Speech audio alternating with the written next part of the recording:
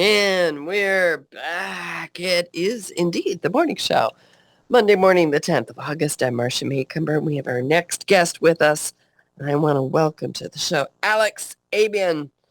Uh, Alex grew up in Fremont. He's not in Fremont. He's not in Fremont anymore, but done a lot of interesting things throughout his career. And he now runs up Abuyuan Financial Group in Dayton, Ohio. But we're not going to talk. We're not going to talk strictly numbers here. There is one number in particular that he's very fond of. It's four, specifically 4%.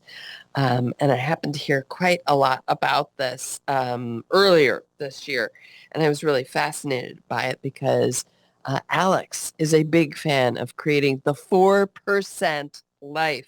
In fact, he's got a book coming out about it, the 4% life.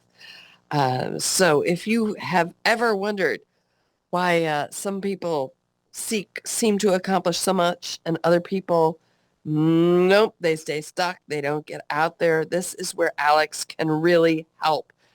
He says the answer isn't really intelligence. It's not your luck. It's not how hard you work. But it's the 4% in your life. And I think that's the place to let you take it from there, Alex, and explain about the 4% life. That's great. Thank you, Marcia. I appreciate you having me on your show. I'm excited because all my cousins and family are in the Bay Area. In fact, That's I was just right. out there in Sassine with my parents last week. So, in fact, I'm going to be out there next week. So, I'm very connected to the Bay Area. So, That's 4%, right. 4% life. Here's what I've learned in my insurance business, and it was that the Pareto principle is 20% produce 80% of production. Everyone kind of knows that Pareto principle, but as I was looking at the numbers and drilled it down, there's actually another 20%. The second iteration of the 20% of the 20% is 4%. And it's like, what are these agents? And they account to about 67% of the production. So even a smaller percentage has a larger ratio of impact. And it wasn't so much a numbers game thing that I was looking at other than what are these people doing at the 4%, these 4%ers. And as I interviewed them, just got to know, in my group, right? Got to know them. They really focused on the things that made the most impact in their production. They focused on how many dollars they need to make, how many presentations. I mean, the whole sales thing, but they're really focused on that number. But here's the other thing they were focused on. They weren't focused on what failure meant.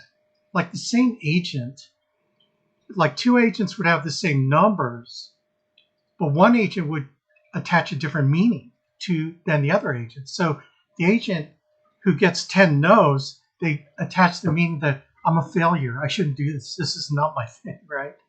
But then the other agent says, man, I'm 10 no's closer to getting someone who needs my help, right? And so it really becomes more of an idea of the meaning. It's not a numbers game, it's a meaning game. What people attach to failures and struggles and fears. And so I started looking around me, and it's like, there are people around us that seem to have very productive and successful lives. And what are they doing? And after talking to them and my mentor, Andy Albright, here's what I found out is they focus on the few things that would make the biggest impact in their lives, whether it's business, whether it's personal, whether it's their spiritual life. It really comes down to the few things that have the most impact. And when I figured that out, it was like, wow, this is pretty incredible discovery as it relates to everyone's life, right? The numbers might be the same, but the meaning that we give the numbers is what changes our behavior, how we look at it. So I really kind of compiled this book. Like everyone says, there's a good book inside you somewhere. And so I have hundreds of videos on YouTube because I really believe in sharing all the good stuff that I've learned in the insurance business with other people out there free of charge. It's like, man, I want to give this out to the world so maybe someone could achieve better success. And so an agent asked me, hey, I need this particular video on time management. I go, I did something like that maybe 3-4 years ago. Let me look. And so I was searching through my YouTubes. I started running into all these different things I was teaching. And so what I did was I found 15, 20 of the most important ones, I think, and that I hadn't transcribed. It's like, there's a book here. And as I strung it together, this is where the 4% life came from. And it's something I'm passionate about. People say, well, where'd you find the time to do it? It's like, baby, I've been doing it the last 26 years. I've been writing this book, right? So anyway, it's all been coming together. that's right. Yes, That's right. absolutely. So I'm curious. So you pulled this all together to put into your book, and I'm curious a little bit about what you found. Is it, you're talking about the perspective of how somebody looks at, I'm 10 people closer, I'm 10 no's closer to a yes. And the other person's looking at, I am 10 no's deeper, saying that this is the wrong direction for me to go. What were you able to discern about the 4% people who do so well and have this? Is it that the other people just have so much fear? What are the blocks? That's it. That's a great question. So here's kind of what I found, and I know for myself because I've experienced it, right? I live this, so I know. You ever get the feeling of that frustration, like there's more to life than this, or I was meant for more, or gosh, I'm so frustrated, but I don't know why I'm so frustrated. And I went through that Right. whole thing, and what I discovered and what I discovered other people in that 4% life is they were using a different scoreboard. They were measuring their life against other people's scoreboard, not their own. And when they figured out, you know what, I want to live my life to what my scoreboard is and what makes me productive and fulfilled. I don't like to use happiness because I think happiness is a byproduct of being fulfilled. That they have figured out their identity. And I've got this chapter in my book that is go to the next level, the next level. So everyone's trying to change their life by the actions they're doing, but they don't know what's driving the actions. So what are my values that drive the actions? What is my purpose in this life that drive me? What are my values? And so my book steps people through this structured way of figuring out, who am I really? What do I want to accomplish in my life? What am I doing that is not productive towards making me and my identity fulfill my purpose? And what I find when those things are aligned, all the frustrations go away. Like the major frustrations, what drives people to do unproductive things and negative things, they start becoming more fulfilled. And now every labor is a labor of love towards who they are and what their identity is. And I think that is probably the biggest thing that holds people back is not knowing what that is and measuring themselves against other people's scoreboard. Yeah, yeah, exactly. And which brings me to, somebody listening might be going, yeah, well, but Alex doesn't know this thing that happened to me. But you tell your own story of losing a job just before Christmas, right before your first child was born. And so looking back at this seemingly very painful memory of, all these obstacles now in front of you, you know, was there a moment there, a single decision after that layoff, that kind of changed everything for you? Or was it a series of little things afterwards that helped you start having a whole different perspective on everything?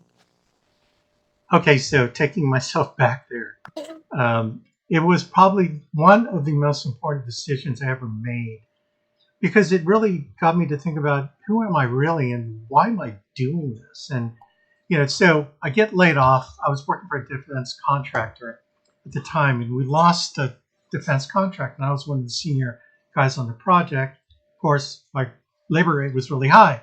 And so there were no other project that wanted to take me on. So I was the odd man out. It's like musical chairs, no room for me. And it was the uh, the 20th of December, 1999. the day before we're going to induce the birth of our first child, Zoe, and it was, 5 days before Christmas. I go in the office, I'm all fired up, passing out candy bars. Hey man, I'm going to be having a baby. I'm all excited. And then my boss waves me in and says, hey, we lost the contract. There's no other project wants to take you on. Looks like you're not going to have a job after Christmas. And I sat there and I wanted to jump across the desk and stick my hands around his 17-inch neck and squeeze it to 15 inches. But then I realized in that same instant that the person I should be upset was was me, because I put myself in that chair. I gave them my resume. I sold myself to the highest bidder, and it was me. And so I decided, you know what? I take responsibility for this. Now what I'm going to tell my wife? Well, I told her, honey, we've got a lot of time. The Family Leave Act, I'm going to be with you, through the birth of this child. But it was that moment that I said, you know what? I'm never going to put myself in a position where my security is based on someone called a boss. And that's when I said, you know what? I got to figure out how to be independent, where I can make the money I want to make on my own terms, run my own schedule the way I want to make it. I wasn't going to live like that anymore. And that was the decision that got me into becoming an independent insurance agent, an entrepreneur, and really kind of take the bull by the horns and be the master of my own destiny. Big change. Big change.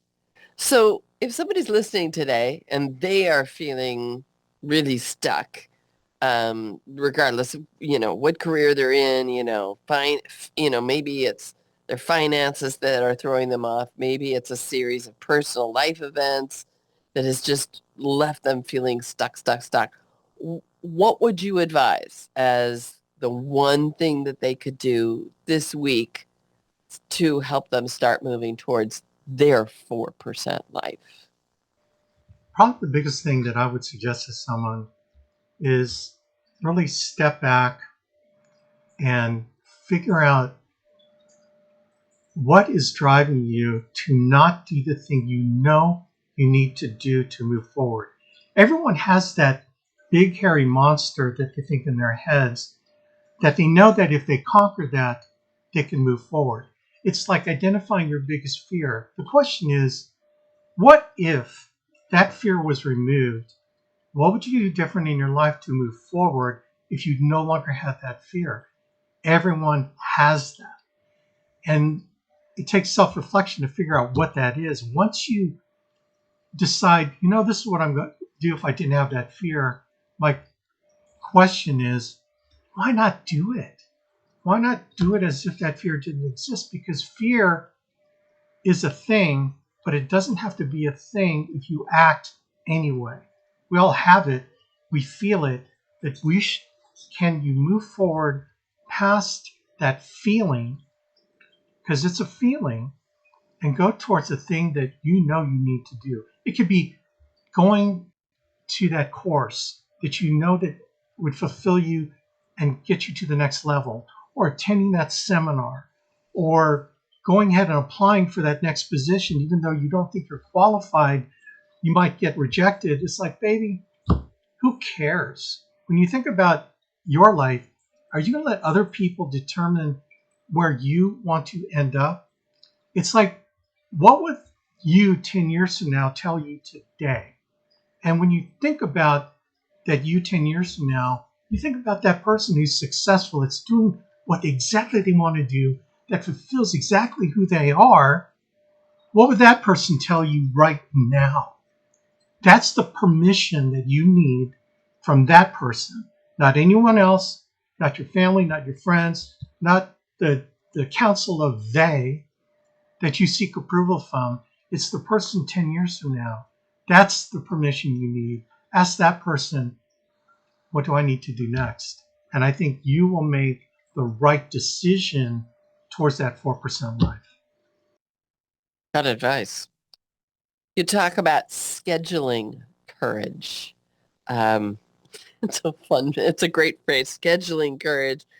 What does that look like in everyday life to you? Scheduling That's great. courage. It's probably one of the biggest parts of my book is, People have a business schedule, right? They schedule their work. They are very, they don't schedule their life. Like, if you think all you are is work, then all you're going to focus on is work, and then everything else is like takes the second place and third place and fourth place in your life. And I've always believed that if it's worth your life, then it's worth scheduling it in your life. And is your priority really work? If that's your priority, then God bless you. But I think there are other priorities that people have. So why don't you look at the priorities in your life and put those in your schedule first? Then I think your life will kind of fill out the way it's supposed to fill out according to what you want to do. If working out's important, put that in your calendar. If spending time with your kids at dinner time is important, put that in your calendar. If your worship life is important, then put that worship time in your calendar. Because if a life's worth living, a life is worth scheduling the important things that mean the most to you so that you live your life on a daily basis with purpose and intent. And what's amazing, Marcia, is that when you schedule the things that are important to you, it's amazing how much time you have for everything. And you don't feel guilty. Like with your family, you don't feel guilty about work because you already have your work schedule in there. When you're at work, you don't feel guilty about being with your family because you already have your family time scheduled out. So it's having a holistic life in a positive way that you do that every day, every week, every month, every year. You're going to go by with such a productive life that the 4% life is doable because you scheduled it. There you go, everybody. Alex Abian here to talk about the 4% life, not the 1% life, the 4%. You get a whole bunch more. The 4% life. And when do you know when the book is coming out yet? Do you have a release date? Yeah, I'm waiting for a forward from a very important person. I've got some endorsements coming in, probably within a couple months. Okay. You can go to All my right. website, the4percentlife.com, and the 4 is the number 4, and you can be updated on when it'll actually be Perfect. published. What published and released? That sounds absolutely perfect. And of course, you can connect with Alex as well. LinkedIn is another place to find him. You can also look for ABN Financial Group if you want to do that. Alex, thank you so much for your time Thank you, today. Really Marcia. appreciate it and learning about the 4% life. Awesome. I All appreciate you. right. Thank you. Thanks, Alex. All Take right. care. God Bye-bye. bless. Have a great week. You too.